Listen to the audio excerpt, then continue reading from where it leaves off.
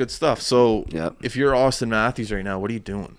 Are you sitting down going, okay, well, we have to win game 5, which they do.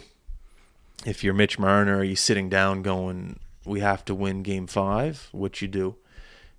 And if you're William Nylander and John Tavares and Morgan Riley, are you sitting down going, we have to win game 5, which you do. Couple things about that series right now. I know the last thing people need to hear is another stupid podcast. Well, this isn't a stupid one, but another podcast about the Leafs and what they need to do to win, because nobody knows.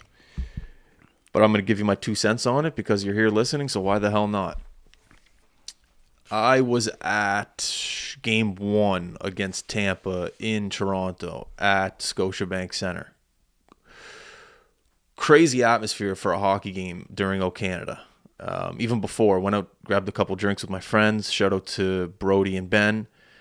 As I was sitting in this restaurant, it was probably a block away from Scotiabank Center. You look to your right, you look to your left. It's a glass restaurant, so you see outside on the streets. And I'm there an hour before the game. All you see is blue, jerseys everywhere. Inside the restaurant, even the people serving the beer, the drinks, even the girls, like just blue jerseys.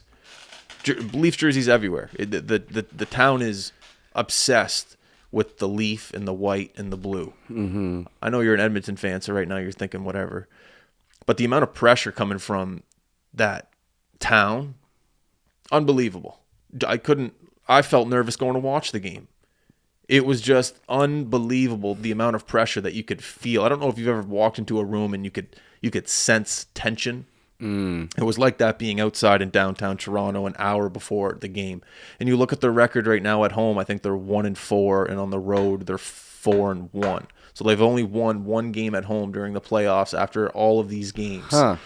And now you look at this and you go, okay, well, Toronto needs to win game 5. And if they don't, everyone's saying their key cards aren't going to show up, or they're not going to work to get into the building the next day, yada, yada, which I do think is true. But the problem with that organization, that city, that town, whatever you want to call it, is just, it's the pressure. The players are kids. They're human. I understand they're getting paid a lot of money, and you think that money's going to make them, somewhat professionals, and they're going to be able to power through because they got tons of money in the bank account. But at the end of the day, they're human. And pressure rides hard on a human, especially in a market, in a city like Toronto, where everywhere you look, all people care about. I remember talking to some buddies up there. They're going, yeah, like work doesn't really matter tomorrow because the Leafs are playing tonight. The economy is based on that team. Yeah. And the question some of these players are getting after the game, I don't know. The pressure is just mounted up on that team. And tonight, I don't think they'll win tonight. I don't. But if they do, I'm just telling, they could. Like if I'm wrong, I'm wrong. Yeah. But that town is hockey crazy, and I don't think that when push comes to shove and their backs are against the wall in the town where they play hockey in, which they like to call Toronto, I just don't see it happening. Wall impressed me. Wall played well. Woll or Wall? Woll. Is it Joseph Woll? I don't know. I just go by last name. Yeah.